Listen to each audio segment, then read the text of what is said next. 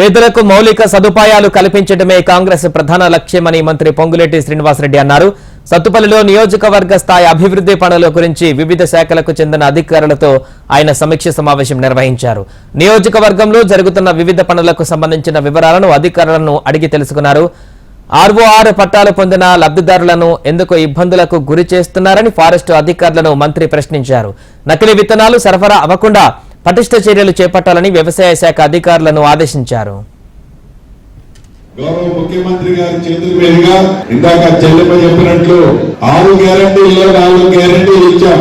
5వ గ్యారంటీని కూడా భద్రాచలం రాముల వారి సన్నిధిలో ఇంటిరమ్మ ఇల్లు కార్యక్రమాన్ని కూడా ఇవ్వబోతున్నాం. చెల్లెమ్మ అడిగినట్లు తప్పకుండా నా పుట్టిన నియోజకవర్గం ఇది. ఇళ్ల విషయంలో ఈ నియోజకవర్గానికి పెద్దపీట తప్పకుండా వేయడం కూడా జరుగుతుందని కూడా చెప్తున్నా.